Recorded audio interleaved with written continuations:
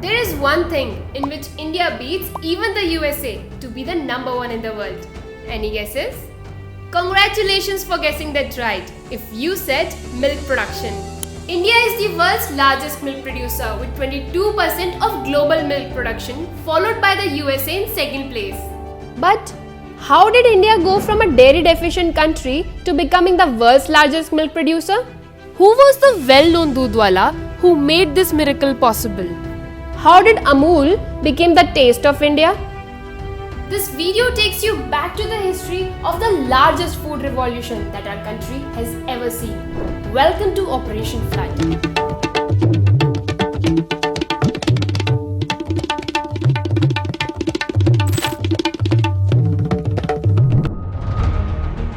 Until 1946, a private butter maker called Paulson held a strong monopoly over supplying milk to Bombay by sourcing them from farmers in Gujarat. In return, they compensated the farmers very poorly. The situation was similar across the country, where a middleman would source the milk from farmers and pay them poorly. Subsequently, people were malnourished and there was a growing dairy crisis across the country. In fact, India had to import milk to meet its requirements. On the advice of Sardar Vallabhaipatel, the agitated farmers went on strike. That year, not a single drop of milk was sold. The monopoly of the middlemen had to end. To help the farmers, Tribhuvandaskishibhaipatel sought permission to start their own pasteurization unit at Anand. The helpless farmers saw hope in the initiative and held hands. As a result, a milk cooperative, Kaira District Cooperative Milk Producers Union Limited, Anand, was formed. Anand was formed in 1946 under the founding chairmanship of Tribhuvandaskishibhaipatel. The union set up milk cooperative societies in every village that would buy milk from the farmers twice a day, and the payment was to be made directly to the farmers. The milk would be collected at the cooperative, where it would be further pasteurized, packaged and sent to the consumers. The beauty of the system was the empowerment of the dairy farmers, who didn't have to bargain for a price for their produce. Initially, just a handful of farmers from two villages' cooperative societies joined in, producing about 250 litres a day. The quantity of milk handled by the union increased to 5,000 litres a day. While the dairy activism was going on, the milk cooperative was about to get its most prized position.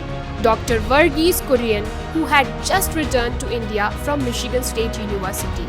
In 1949, he was posted at the government creamery in Anand for 5 years.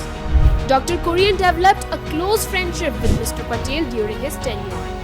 In 1949, Dr. Kurien got relief from the government creamery. However, Mr. Patel requested him to stay back for a few more days and help him set up the new dairy cooperative. This cooperative society later became Amul. While milk production went up, the import of milk powder continued. One concern was the surplus buffalo milk going waste during the peak seasons when animal produced maximum milk. Dr. Korean teamed up with Harichand Megha, colleague from Michigan State University, to make a technology to produce condensed milk from buffalo milk instead of the traditional cow milk.